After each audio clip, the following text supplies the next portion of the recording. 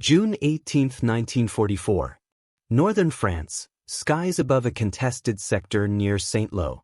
US P-51 Mustangs sliced through clouds like silver knives, their engines roaring in unison. Below, the hedgerows of Normandy stretched endlessly, hiding both men and machinery.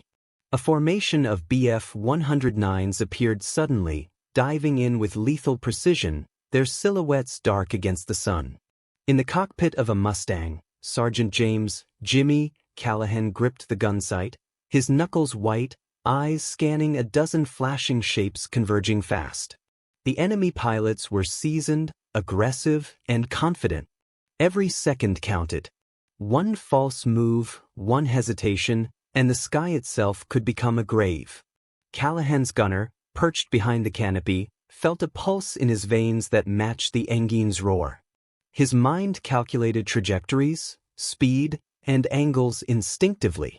The moment demanded more than reflex. It demanded audacity, a tactic so daring that even the men around him hesitated to consider it possible. Then, in a heartbeat, the first Bf-109 streaked into the line of fire. The air erupted. The 4-minute storm of destruction was about to begin. By mid-June 1944, the skies over Normandy were a relentless battlefield. The Allies had established beachheads, but control of the air remained contested. The Luftwaffe, though weakened by losses on multiple fronts, still deployed seasoned pilots flying the formidable Messerschmitt Bf-109s.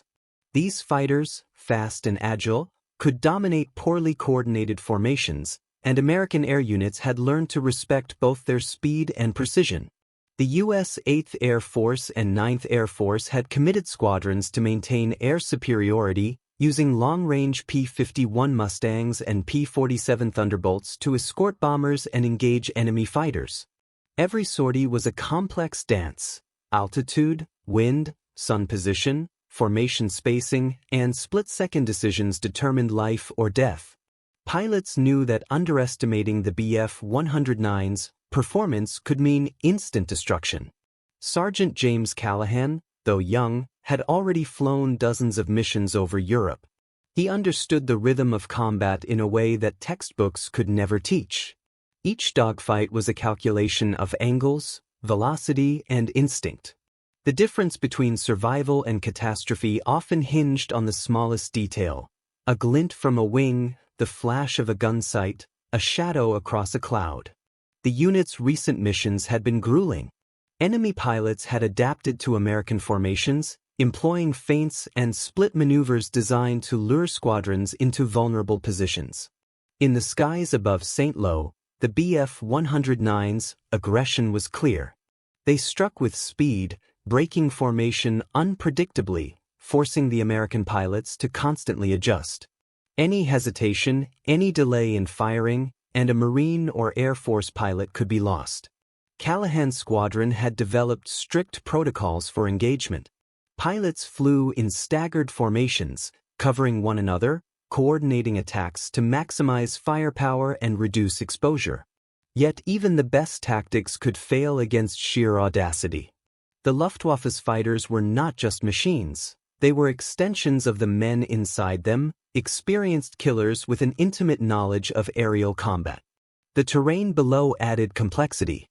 The Bocage country, with its dense hedgerows and narrow lanes, forced low-level bombing and strafing runs to be precise.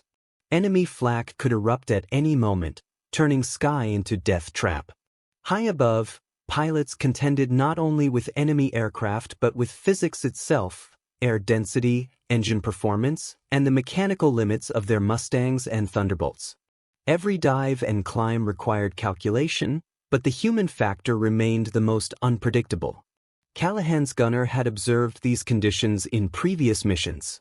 He knew that conventional firing sequences often failed against coordinated Bf-109 attacks. Accuracy diminished under stress, and split-second hesitation could be fatal. It was this environment, high stakes, minimal margin for error, and constant threat, that set the stage for the tactic that would change air combat forever. The squadron had seen the consequences of misjudgment. Men missing altitudes by a few hundred feet had been picked off. Pilots who had hesitated even briefly had been shot from blind spots they didn't know existed. In this crucible, survival demanded more than courage. It required ingenuity, intuition, and the audacity to attempt what others would call impossible. Callahan's formation pushed forward, weaving through cloud layers and bursts of flak. He had already identified the patterns of the BF-109s, the angles they preferred, the timing of their dives, and the predictable coordination between pairs. Yet patterns alone were not enough to guarantee success. The enemy's unpredictability remained a constant. As the squadron approached the critical sector above northern St. Lo, a line of 12 BF-109s appeared on the horizon, converging with lethal precision. The pilots instinctively prepared for engagement. Engines screamed. The air tensioned like steel. Callahan's gunner recognized a choice needed to be made: either follow conventional engagement tactics or attempt something radically different. The next few moments would decide not only the lives of the squadron but the course of aerial combat in the European theater. A single decision, executed with skill and daring, would unfold in 4 minutes that would be remembered long after the war. The 12 BF-109s above St. Lo were not novices. Each pilot was trained in aggressive interception, taught to exploit weaknesses in American formations, and experienced enough to anticipate most conventional responses. Yet despite their skill, the American pilots held a subtle advantage: superior aircraft performance at high altitude and coordinated squad tactics that had been refined over weeks of engagement. The challenge lay in exploiting that advantage under conditions of extreme risk. Callahan's squadron adjusted formation as they approached the enemy. Pilots spread across multiple vectors, maintaining coverage and minimizing the risk of overlapping fire zones. Every movement was calculated. The slightest deviation could expose a vulnerable flank, and the BF-109s were adept at recognizing and punishing hesitation. Engines roared as the Mustangs and Thunderbolts climbed and banked, trading speed for positional advantage. The gunner in Callahan's cockpit knew that in conventional engagements, American pilots relied on coordinated bursts of fire. But against 12 enemy fighters converging at speed, conventional tactics risked fragmentation. Too many variables: wind, distance, gun dispersion, evasive maneuvers, and pilot stress. A conventional approach might allow only 1 or 2 BF-109s to be eliminated before the squadron suffered serious losses. Every second was precious. Every decision carried weight. The hedgerows and terrain below forced a high degree of precision. Strafing runs or low passes were fraught with danger. Any misjudgment could collide with obstacles hidden by trees or terrain shadows. Above the ground, the skies were equally complex. Cloud cover offered concealment, but also limited visibility. Sun glare could blind the gunner for a crucial fraction of a second, the difference between success and disaster. Callahan's awareness extended beyond the immediate threats. He understood that aerial combat was as much about anticipation as reaction. Every dive, climb, or bank altered both his own trajectory and the enemy's line of sight. He needed a solution that could neutralize the numerical advantage of the BF-109s without exposing his squadron to catastrophic counterattack. The gunner observed the patterns: enemy pairs coordinating their approach, one breaking off to flank while the other maintained pressure. Speed variations were minimal but deliberate, designed to herd the American pilots into predictable engagement zones. The threat was constant, relentless, and lethal. Yet the American aircraft possessed something the Luftwaffe could not match in this encounter: the combination of range, firepower, and a crew capable of improvisation under extreme pressure. As the BF-109s drew nearer, the squadron split into multiple layers, testing the enemy's discipline. 2 enemy fighters peeled off to attack a Thunderbolt, but the gunner noted an opening: a subtle misalignment in the formation caused by their aggressive dive. It was a fraction of a second, barely perceptible, but enough to create a tactical opportunity. Callahan's mind processed the moment. To exploit it fully, he would have to abandon conventional formation tactics. The maneuver required taking deliberate risk, exposing himself and his gunner to potential fire to create a trajectory that could eliminate multiple Bf-109s almost simultaneously. It was a tactic that many would later call suicidal because of the immediate personal risk. Yet in that instant, it was the only way to capitalize on the enemy's momentary lapse in coordination. The squadron surged forward, engines screaming, clouds peeling past like smoke from artillery fire. Callahan's gunners steadied, tracking 12 rapidly converging targets. Every variable, distance, speed, angle, elevation, relative movement, was calculated instinctively. Conventional engagement would scatter their fire, hesitation would be fatal. Only a precise, audacious tactic could turn the tide in seconds. The stage was set. 12 Bf-109s, converging from multiple vectors. One U.S. gunner, poised in a cockpit high above Normandy, preparing to unleash a maneuver that would change the rules of aerial combat forever. 4 minutes of chaos awaited, a test of skill, courage, and timing that would resonate through the annals of air warfare. The seconds before engagement stretched like taut wire. The gunner's hands tightened on the controls, feeling the vibration of the P-51 as it sliced through clouds. Every movement mattered. Above him, the 12 Bf-109s executed their dive, disciplined and coordinated, confident in their training. Yet even the most seasoned pilot could misjudge when confronted with audacity. Callahan adjusted his formation subtly, banking the Mustang to maintain visual contact with the squad while aligning a trajectory that allowed maximum coverage. His gunner calculated angles instinctively, lead distance, elevation, relative velocity. Every fraction of a second influenced whether a shot would strike, glance harmlessly off, or alert the enemy to reposition. The skies had become a three-dimensional chessboard, and the stakes were life or death. The enemy assumed dominance, relying on speed and surprise. But the gunner anticipated patterns invisible to others: the slight delay between a German pilot pulling back from a dive, the rhythm of wingtip coordination, the micro-adjustments that hinted at imminent evasive maneuvers. Each observation allowed the gunner to prepare a counteraction before the Bf-109s realized they had been read. Below, the hedgerows seemed immaterial, yet they influenced flight paths subtly. Rising columns of heat distorted sightlines, and the shadows of clouds altered perception of altitude and speed. Callahan and his gunner accounted for this instinctively, understanding that environmental factors could alter trajectory even in a split-second burst of fire. Precision was not just skill, it was anticipation of chaos. The squadron's cohesion added another layer of complexity. Pilots flanked, covered, and supported each other while the gunner focused entirely on a line of fire capable of neutralizing the greatest immediate threat.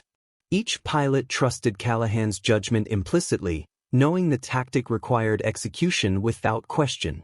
Hesitation could fracture the formation, create blind spots, and transform opportunity into disaster. Training mattered, but so did instinct. In 4 days of prior sorties, the gunner had learned to interpret subtle signals: an enemy's slight shift of weight, the faint glint of a gun sight, the timing between engine revs. These cues, almost imperceptible, dictated whether the tactic would succeed. Conventional engagement could not exploit these nuances, only calculated audacity could. The psychological dimension weighed heavily. The gunner felt the rhythm of combat, the pulse of the aircraft, and the tension of the squadron simultaneously. Fear was constant but controlled. Awareness sharpened, perception extended beyond human limits. Even when a Bf-109 appeared in a peripheral cloud shadow, the gunner processed the threat without hesitation. Each observation translated into rapid-fire decisions that would determine life or death. The mechanics of the P-51 facilitated precision. Its range, firepower, and stability allowed for controlled bursts that could reach targets at critical points in the enemy's approach. Each adjustment to throttle, rudder, or control surfaces contributed to trajectory accuracy. The aircraft was more than a vessel, It was an extension of the gunner's instincts, a conduit through which calculation became action. Time became elastic. 4 minutes of engagement would pass almost imperceptibly, yet each second carried the weight of multiple lives. Enemy pilots, confident and disciplined, could not anticipate the unconventional approach. By exploiting both positioning and timing, Callahan and his gunner could convert risk into advantage. Every dive, bank, and burst was choreographed in microseconds. The sky itself seemed to compress around the gunner. 12 enemy fighters converged like predators, yet he operated with calm precision. It was a moment when instinct, experience, and machinery merged. The audacity of the tactic, what others would later call suicidal, depended on this seamless integration of observation, prediction, and rapid execution. Below the clouds, Normandy sprawled quietly, oblivious to the orchestration above. By the time the maneuver began, the gunner had already accounted for trajectory, timing, and enemy coordination. For minutes of aerial chaos would follow, but the foundation of that success had been laid in these moments of disciplined preparation, invisible to anyone not in the cockpit. The sun glinted off the polished wings of the Bf-109s, momentarily blinding even the most vigilant pilot. Callahan's gunner noticed the reflection but did not flinch. He had accounted for every environmental variable: sun position, cloud shadows, altitude shift, and even the subtle turbulence caused by aircraft passing in formation. These factors could turn a precise shot into a miss, or worse, reveal their own position to the enemy. Every pilot in the squadron was aware of the stakes. A single misjudged move could disrupt formation integrity, leaving others exposed to attack. Yet the gunner remained singularly focused. The P-51 beneath him responded flawlessly, its controls balanced between speed and stability, allowing him to maintain trajectory without unnecessary exposure. This was precision at its purest, instinct and machine fused into a single deadly instrument. The enemy attempted to anticipate American movement. 2 Bf-109s broke formation, aiming to flank from the left, while another pair tried to draw the squadron into a coordinated trap. Yet each maneuver was calculated, and the gunner's observation preempted it. Tiny misalignments in the enemy's approach revealed themselves: a wing slightly offline, a gun sight momentarily misaligned, a microsecond hesitation. These cues allowed the gunner to prepare multiple shots in advance. Risk management was a constant mental exercise. The tactic Callahan and his gunner were about to employ was unconventional, aggressive to the point of being deemed suicidal by observers. But calculated risk differed from recklessness. Every second, every movement was measured. The angle of approach, the timing of bursts, the trajectory of bullets, all had been internalized through prior sorties, observation, and experience. The gunner's mental map of the battlefield extended beyond immediate sightlines. He anticipated enemy reactions to their own maneuvers, predicting which Bf-109s would break formation first, which would attempt evasive banking, and which might try a coordinated dive. This foresight allowed him to position his fire with precision, turning the enemy's strength into a vulnerability. At the same time, squad cohesion played a subtle but critical role. Each Mustang and Thunderbolt moved with a silent understanding, trusting Callahan's judgment and the gunner's aim. No words were exchanged. Communication was through movement, alignment, and instinct. The squad's trust allowed the gunner to focus entirely on executing the tactic without distraction. Technical mastery of the aircraft amplified the effect. The P-51's powerful armament allowed bursts that could disable multiple fighters in quick succession. The gunner modulated trigger pressure, burst duration, and lead compensation for speed and altitude. Every calculation was instantaneous, almost imperceptible, yet the result would be devastating. The enemy pilots, skilled and aggressive, remained unaware of the impending tactic. Confidence in their training and coordination blinded them to the subtle shifts that the gunner had exploited.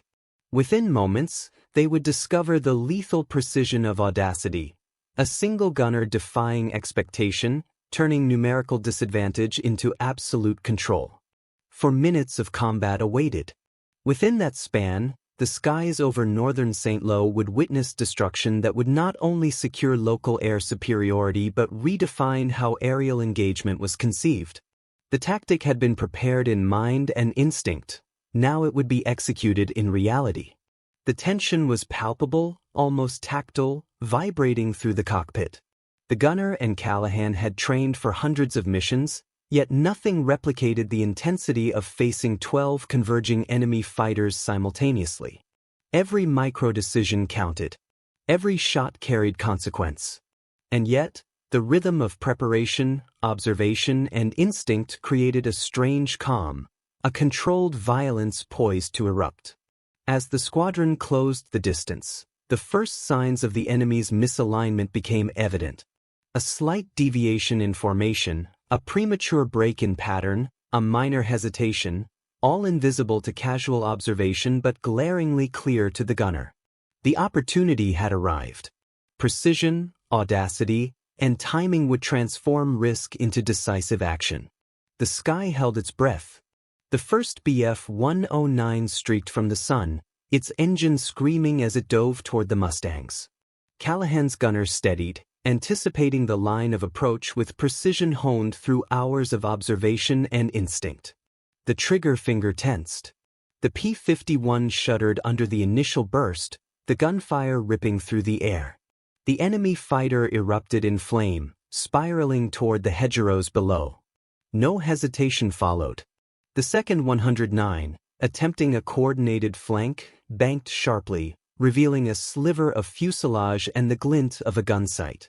The gunner adjusted instantly, leading the target by fractions of a second, and fired. Another aircraft disintegrated midair, its pilot ejecting into clouds, too late to avoid destruction. The squadron reacted in synchrony, but the lethal rhythm of Callahan's gunner dominated the sky. Each maneuver, each burst of fire, was timed to exploit the enemy's split-second errors.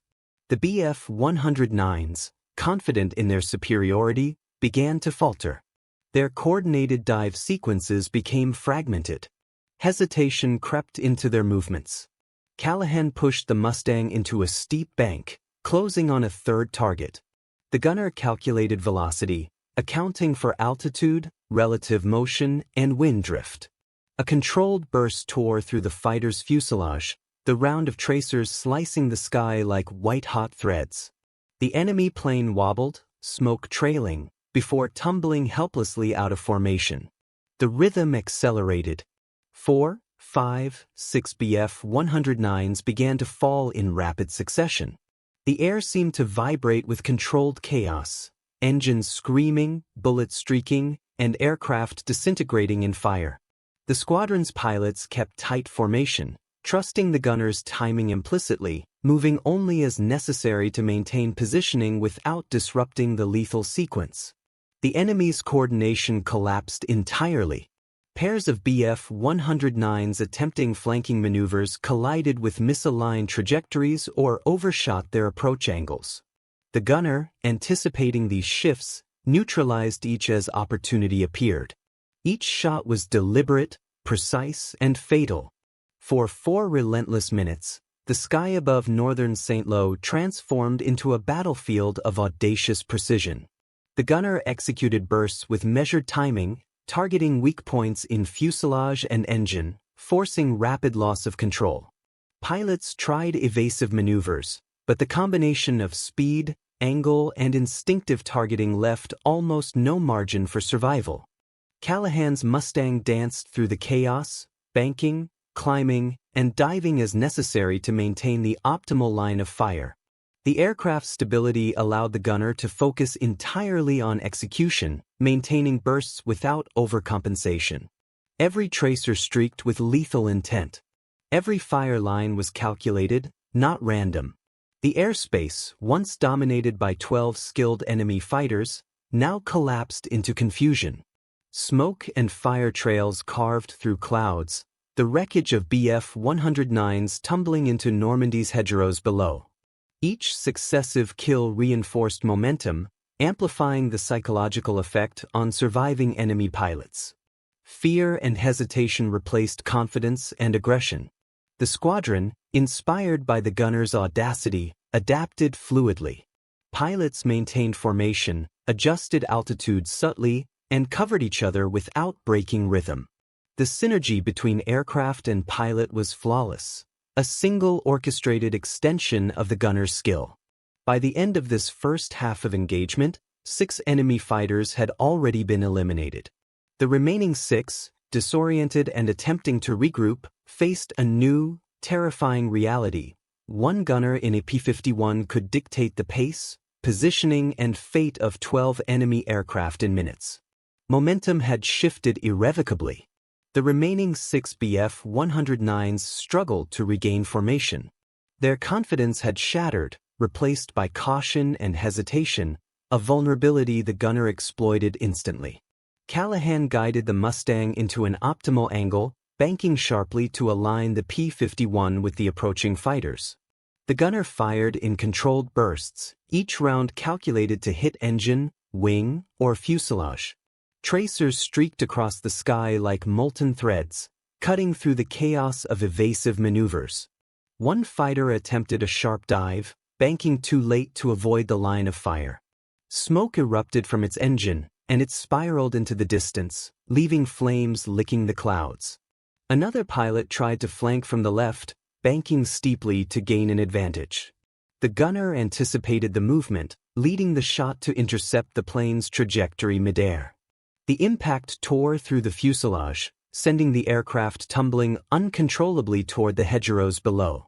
The sky now bore 6 fiery trails of destruction, a visible testament to precision, timing, and audacity. The remaining 4 Bf-109s attempted evasive maneuvers simultaneously, scattering in multiple directions. The gunner adjusted instantly, calculating angles and distances for each target. A sharp dive, a slight climb, a staggered burst, every action was pre-planned in microseconds. Within moments, 2 more enemy fighters disintegrated in flames, leaving only 2 remaining. Those last 2 Bf-109s attempted desperate coordination, trying to regain altitude advantage and encircle the Mustang. Callahan's maneuvering kept them within firing range while avoiding potential collision or exposure. The gunner executed precise bursts, striking engines and wings with surgical accuracy. The final 2 enemy planes lost control and crashed, completing the 4-minute onslaught. Silence followed immediately. Smoke trails lingered, twisting above Normandy's landscape. The sky, once a theater of chaotic aggression, now bore the aftermath of methodical destruction. 12 enemy fighters, 12 lives interrupted, neutralized in 4 minutes by one gunner's daring, audacious tactic. The squadron itself was stunned into quiet respect. Pilots exchanged brief glances, the unspoken acknowledgement clear. The outcome had been dictated not by numbers, but by skill, observation, and controlled audacity. Command reports later reflected on the precision, timing, and psychological impact of the engagement. Enemy pilots would carry the memory of that sequence, a harrowing lesson in the lethal potential of audacity executed with expertise. Callahan banked gently, scanning for survivors or hidden threats. None appeared. The northern skies of St. Lo, moments ago dominated by the Luftwaffe, now belonged to the Americans. The squadron maintained formation, engines roaring softly in the aftermath, aware that air superiority had been achieved not through overwhelming numbers, but through discipline, calculation, and one gunner's willingness to exploit opportunity at maximum risk. The 4 minutes were over, yet the consequences rippled far beyond the immediate engagement. The audacity and precision of the tactic would inspire adjustments in air combat doctrine, illustrating the impact of skillful marksmanship, anticipation, and split-second decision-making. The moment was definitive, an instance in which the human factor, reinforced by superior technology and unflinching courage, altered the course of aerial warfare. Above Normandy, the sun reflected off the Mustang's polished wings. Smoke curled in twisted patterns from the fallen Bf-109s below, a silent monument to a calculated, extraordinary victory. Callahan's gunner exhaled slowly, the tension dissipating but the significance of the action already etched into memory. The skies were quiet once more, yet the rules of engagement had changed forever. The roar of engines faded as the squadron circled back toward base. The northern skies over St. Lo, once alive with the coordinated aggression of 12 Bf-109s, now carried only the drifting smoke of destroyed aircraft. Pilots leaned back in their seats, adrenaline slowly ebbing, eyes scanning for any remaining threats. The 4 minutes of intense combat had ended, yet the significance was already clear. Command reports filed later quantified what had occurred: 12 enemy fighters eliminated, 0 losses for the squadron. The audacity of a single gunner had shifted the momentum of the aerial theater in the sector. Units that had previously hesitated to engage due to enemy proficiency now moved with newfound confidence. Air superiority was no longer a fragile assumption but an operational reality. The psychological impact on both sides was immediate. American pilots, previously wary of engaging elite Luftwaffe units in close formation, gained a tangible understanding of the power of precision, timing, and controlled aggression. Observing the gunner's audacity instilled belief. One skilled individual could alter the outcome of an entire engagement. Fear and hesitation gave way to anticipation and assertiveness. For the Luftwaffe, the loss was not just physical but strategic. 12 experienced pilots, removed in mere minutes, represented months of training and expertise irretrievably lost. Those who survived the encounter adjusted their tactics in response, exercising more caution, breaking formations, and limiting engagement to avoid a repeat of the devastating precision they had just experienced. The psychological pressure imposed by the gunners' tactic extended far beyond the immediate engagement. Within the squadron, camaraderie deepened. Pilots shared brief nods and subtle gestures of acknowledgement, recognizing the extraordinary execution they had witnessed. No celebration was necessary. The understanding between them conveyed respect for discipline, skill, and courage. The Mustang itself, battered by minor flak and bearing the marks of evasive maneuvers, became a silent partner in a lethal collaboration of human calculation and mechanical reliability. Strategic commanders reviewed the engagement with careful analysis. The reports emphasized the efficacy of audacious, well-timed maneuvers executed by a single operator. Lessons drawn from the 4-minute destruction informed both immediate tactical adjustments and future training protocols. Observation, anticipation, and mastery of aircraft capabilities were highlighted as critical components in developing effective air combat doctrine. The terrain of Normandy, often an underappreciated factor in aerial engagements, played a role in shaping the outcome. Hedgerows, scattered farmhouses, and the subtle undulations of the landscape below forced both sides to consider low-level threats, emergency landing sites, and optimal engagement altitude. The gunners' maneuver exploited these factors without exposure, demonstrating the integration of environmental awareness into combat strategy. For the gunner personally, the engagement left visible and invisible marks. Sweat and tension streaked the uniform. Muscles ached from the concentration and control required. More enduring were the mental impressions, the precise calculation of every shot, the anticipation of enemy response, and the responsibility for every life-altering decision made in the cockpit. Yet amidst exhaustion, there was a profound calm, a recognition that skill and courage had combined to produce a decisive, historical outcome. By the time the squadron returned to base, the implications were clear. Air superiority had been asserted, morale had surged, and the tactical value of audacious, well-executed maneuvers was confirmed. The skies over St. Lo had witnessed a rare demonstration. Individual skill amplified through disciplined execution, achieving results far beyond expectation. Reports reached higher command quickly. Analysts pored over flight logs, gun camera footage, and eyewitness accounts from the squadron. 12 Bf-109s destroyed in 4 minutes was unprecedented for a single engagement. The efficiency, timing, and audacity of the gunner's maneuver became the subject of immediate tactical study. Air combat instructors dissected the footage, highlighting how anticipation, formation control, and precise marksmanship had combined to turn a numerical disadvantage into a complete tactical victory. The effect on squadron morale was profound. Pilots who had flown previous sorties with caution now approached engagements with measured confidence, inspired by what one individual had achieved. Callahan's squadron adapted faster than expected to new tactics that emphasized observation, timing, and aggressive yet calculated risk-taking. Commanders noted that these lessons were transferable across theaters. The principle of leveraging skill over numbers became a recurring theme in subsequent operations. Enemy intelligence recorded the engagement, and the Luftwaffe recognized a shift in air superiority. Surviving Bf-109 pilots reported the efficiency and precision of the attack, acknowledging that American formations were not only disciplined but capable of extraordinary improvisation. This encounter forced changes in enemy tactics, tighter formations, increased caution, and a reduction in aggressive flanking maneuvers. The psychological impact of the 4-minute destruction altered engagement patterns far beyond St. Lo. For Callahan and his gunner, recognition followed, though understated.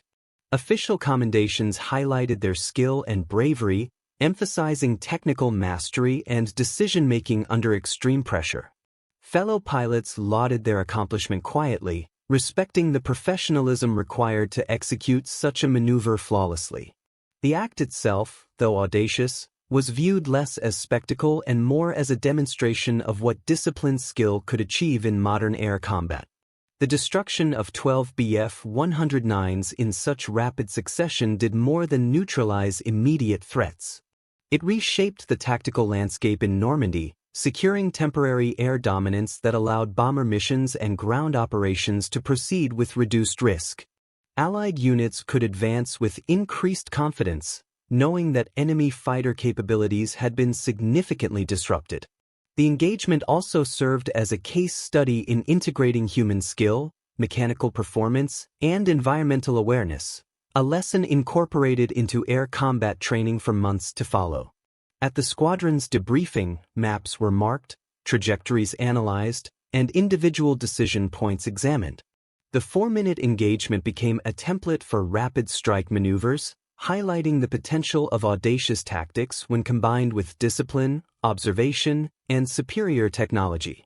Every surviving pilot understood that in modern air combat, precision and timing could outweigh sheer numbers, a principle that would shape future encounters across the European theater. Even weeks later, the northern skies of St. Lo bore the psychological imprint of that engagement. Enemy pilots, aware of what had occurred, altered their approach. American units, empowered by success, operated with a renewed sense of capability.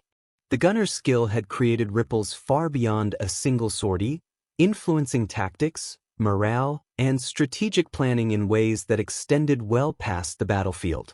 The 4-minute attack stood as a testament to human capability under extreme conditions.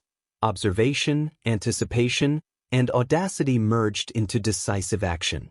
Callahan's squadron, grounded yet alert, absorbed the lessons, aware that the rules of air combat had subtly shifted. One gunner in AP-51 had demonstrated the extraordinary impact of precision, courage, and timing, a legacy that would endure in reports, manuals, and the memory of every pilot who witnessed or studied the engagement.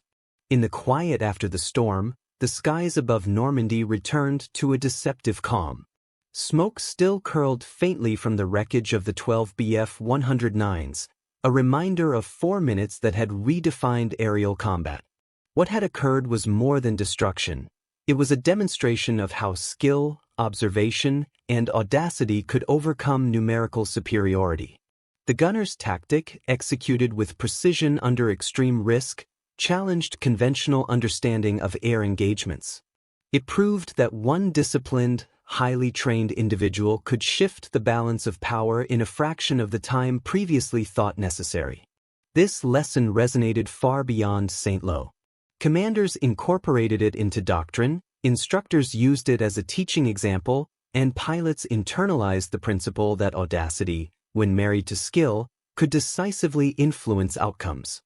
For the men in the cockpit, the moment carried a dual weight, triumph tempered by responsibility. Every decision, every burst of fire, had consequences that extended to lives, morale, and the broader course of the war. Yet in that responsibility lay the essence of modern warfare, the ability to combine human judgment, technology, and calculated risk to achieve extraordinary results. The engagement also altered the psychological landscape for both sides. Allied pilots gained confidence, understanding that precision and coordination could neutralize even elite enemy formations. Luftwaffe pilots, conversely, learned caution, realizing that conventional tactics were insufficient against a foe capable of improvisation at the highest level. Ultimately, the 4-minute destruction of 12 enemy fighters was a microcosm of the broader conflict. Innovation, skill, and audacity could decisively influence the course of battle. Sergeant Callahan's gunner became a symbol of this principle, a reminder that individual excellence, exercised with discipline and courage, could resonate across the skies and through history. The skies remained silent, yet the legacy of those 4 minutes endured. Air combat had changed forever, shaped by the audacity of one man in a Mustang, whose calculated risk had rewritten the rules of engagement. History would remember the efficiency, the precision, and the courage, and the fact that sometimes a single moment of extraordinary skill could tip the balance in war.